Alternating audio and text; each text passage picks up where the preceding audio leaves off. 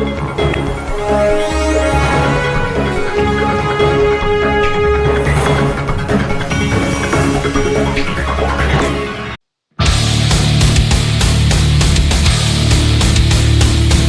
melenggang, Prabowo melayang, Ganjar tertendang.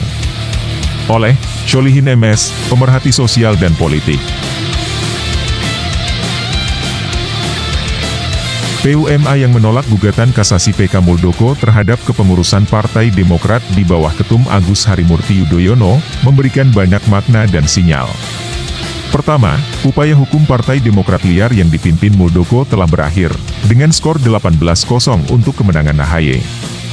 Kedua, upaya penjegalan Anies maju nyapres, untuk kesekian kalinya gagal. Ketiga, semakin mendekati tahapan pendaftaran capres di bulan Oktober 2023, laju Anies semakin mulus. Satu persatu rintangan dan ranjau-ranjau penghalang bisa diatasi. Keempat, dukungan terhadap Anies semakin tak terbendung. Sebaliknya kebencian rakyat terhadap rezim Jokowi dan istana semakin membara. Kelima, posisi partai-partai koalisi perubahan semakin solid dan kokoh. Belakangan ini, konstelasi politik di Indonesia sangat dinamis. Perubahan politik, kadang-kadang dalam hitungan menit, terjadi perubahan yang kontradiktif. Ada orang-orang yang dulunya memusuhi dan menghina Jokowi, tiba-tiba berubah menjadi pemuja, bahkan penjilat Jokowi. Dulu, Prabowo, Yusril, Ngabalin, adalah para penghina Jokowi. Tapi sekarang, bukan sekadar pendukung, tapi sampai memuja-muja Jokowi, bahkan ada yang tidak malu menjadi penjilatnya. Itulah realitas politik di Indonesia. Ada beberapa penyebab mengapa konstelasi politik begitu dinamis bahkan mengarah kepada ketidakpastian. Kekalutan ditambah perseteruan antara Jokowi dengan Megawati, dan Megawati dengan Prabowo yang makin panas. Semuanya karena ketidakpercayaan dan semakin hilangnya dukungan rakyat kepada mereka, karena mereka telah mengecewakan dan menzalimi rakyat. Namun, di tengah suhu politik yang makin panas dan rakyat beramai-ramai menjauhi rezim Jokowi, justru langkah Anies menuju kontestasi Pilpres 2024 semakin mulus. Seluruh skenario Jokowi untuk menjegal Anies, terus digagalkan Allah. Mulai dari upaya penundaan pemilu dan perpanjangan masa jabatan, upaya mendowngrade Anies dengan berbagai stigma negatif, radikal, intoleran, politik identitas, korupsi, gubernur gagal yang tanpa prestasi, pendukung khilafah, dan lain-lain, pengungkapan hutang Anies ke Sandiaga Uno dan janji Anies ke Prabowo untuk tidak nyapres, upaya sabotase partai-partai koalisi perubahan, mentersangkakan Menteri Nasdem, men-setting capres hanya 2 calon dan semua all Jokowi's men, upaya mentersangkakan Anies melalui gelaran Formula E, menyusupkan Sandiaga Uno ke PKS, pembegalan Partai Demokrat, dan lain-lain, yang kesemuanya telah digagalkan Allah. Anies walaupun harus melalui jalan terjal, akan melenggang menuju Pilpres 2024. Dan dengan kuasa Allah dan dukungan rakyat Indonesia akan memenangkan kontestasi Pilpres 2024. Insya Allah. Prabowo sekalipun didukung penuh oleh Jokowi, akan banyak menghadapi masalah, sedangkan dukungan dari rakyat pro-Jokowi sangat tidak signifikan.